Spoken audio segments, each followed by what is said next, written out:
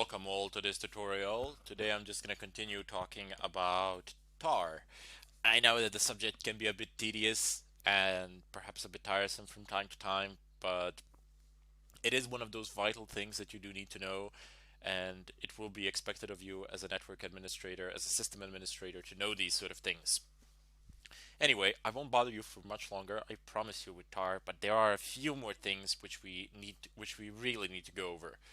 So, one of those things is the fact that you do not need to compress files. I have already mentioned that in the previous tutorials, but let me just demonstrate it for you, and so you can see what is the difference between an uncompressed tarball and a compressed tarball.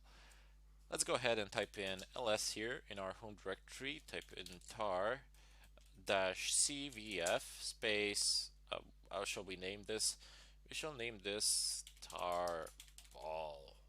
Such an original name, I know.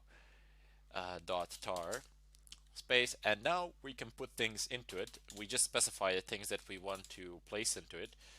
Uh, these are files that I'm putting into it. I can also put folders, no problems here. Just take a look, and then yeah, there we go. Nothing else really needed. I think my tarball is going to be satisfied with what I have to give it. Press enter. Excellent. So this has all been placed into my beloved tarball. Let us verify. Let us just do ll space dash lh tarball tarball dot t dot tar. Okay, so I did mess up my language there, as I was trying to say something that I was trying to type, which is never a good idea. But take a look at the screen. Take a look at the command that I have written. I have used ll space dash lh space tarball dot tar. Now, can anyone doesn't like think about it and see if you can actually figure out why is this here? What will these two arguments do?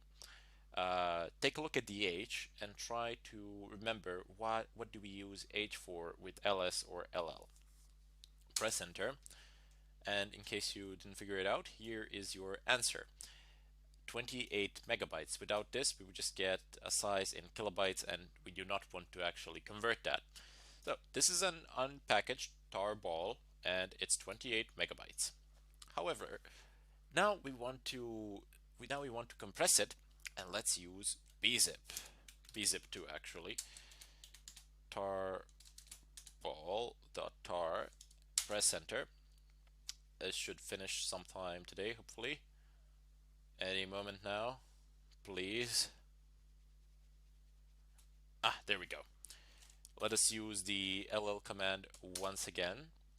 Oh yeah, sorry. Now it's bzip2. And take a look at the file size. It's it's unchanged. For these small files, I have no idea why, but it seems to remain unchanged. It should have at least minimized it somewhat. ls tarball.tar. Now the file is way too small. Let's try doing this again, but with a bigger file. So let's do rm tarball. Might have messed something up, but let's see if we actually gather up a bigger file into our tarball cvf. And what shall we put in? Well, how shall we name this one? Well, just name it tarball dot tar. No big deal there. And let's just go ahead and put whatever we can. Or there is a neat trick where you put a dot and press enter. Now, file archive not done. Now, does anybody know what I've done here with the dot? You see, the dot was the last time. Instead of a dot here, I have given it a list of folders and files. But does anybody know what I've done with the dot here? Try to pause the video and figure it out. But if you don't feel like it, it's okay. The dot represents your working directory. Double dot is the previous one, and dot is the current one. I have placed the sum total of the current working directory into my tarball here. We can actually verify it quite easily. Actually, I don't need v. I'm just going to put f and tarball.tar. There you go. You see, you have pretty much the whole home directory here, every single thing. I mean, it's a considerably bigger folder than the previous one. I can tell you that much. If I type in ll space dash lh space tar ball dot tar, press enter, you can see that it's 65 megabytes as opposed to 28. So there is a significant difference there. Let's try compressing it one more time. So b zip to tar ball dot tar, press enter, and wait for it. I have a notorious habit of actually not realizing what I'm zipping or unzipping, so I just type in b unzip or b or g unzip, and that can be a problem sometimes. That's no big deal. Of course not. There we go. And there you go. Now you actually can see the difference. This one is 65 megabytes, and this one is 42 megabytes. Interesting. We have successfully trimmed it down. How much did we trim down? A third, basically. We have taken off a third of the file size. Okay, for megabytes, to be honest, if the file is in megabytes, this is completely irrelevant. This is a pointless procedure. I mean, okay, granted you have reduced the file size, but for a couple of megabytes on today's hard drives, yeah, you haven't really done much. But keep in mind that with this exact same command, you can pretty much compress, save, roll up the entire SQL database or the entire web server or something of a kind, or even the entire file server. You can have, I don't know, maybe 2 terabytes of movies, something like that. And if you want to put them into one tarball, compress them, something like that, uh, this would be significant. Imagine if you could reduce the file size of uh, 900, 900 gigabytes by a third. So a third of 900 gigabytes should be 300 gigs. And if you can remove 300, I don't think you're going to remove 300 gigs, just to be honest. But if you can even remove something even close to that, that's a huge success. I mean, you've already saved gigabytes. Say that's a considerable amount of space that you've managed to save. Anyway, if you there's also another neat trick which allows you to unpack a tarball without actually pulling things out of the tarball. You can still leave the tarball as it is. You can still leave the tarball as it is, as I said, but you can just uncompress it. And now that we see the size now, it was 65 before, now it's 42.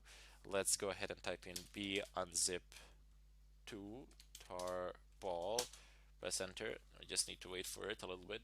Maybe I think it's a bit slow because of the virtual machine or something of a kind. But that's the difference between these different compression methods. I'll just get into that in a moment. Up, there we go. You see the BZ2 has disappeared and it is once again 65 megabytes. Now, before I actually call the tutorial here, I do want to explain a bit of a fundamental difference in between bzip, zip, gzip, and maybe you can put in 7-zip there as well. The commands, they're pretty much the same. You just type them like this instead of b unzip 2. I'm pretty sure that just write g unzip or something of a kind, and there you go. Yeah, it is g unzip. But you also have 7-zip and you also have zip. Now you can install those onto your system and let's just compare them a little bit. bzip has the best compression ratio but is very expensive in terms of CPU time and memory usage. Gzip is less expensive, but it doesn't have quite a good compression ratio as bzip. If you don't understand what a compression ratio is, well, let me put it in simpler terms. Basically, this went from 65 megabytes to 42 megabytes, and I don't know, with zip it would go maybe from 65 to 50 something, something of a kind. Don't hold my word that it would go from 65 to 50 something, but you get the idea. The compression would not be as effective with zip as it would be with bzip. Anyway, bzip and gzip, they're not quite expensive, but gzip is significantly better than zip. And then you have 7-zip, which is a compromise, so to say. 7-zip is not that expensive on the resources, but it does have a relatively good compression ratio, so it should work fine. But I would definitely recommend using bzip if you can, bzip 2 actually, if you can spare the CPU and RAM to do it. You see, even for a smaller file like this, but granted, okay, this is a virtual machine, so take that into consideration. It has taken a little bit of time for it to actually complete the action. Anyway, I bid you all farewell. I wish you a ton load of luck, and I hope to see you in the follow-up tutorial.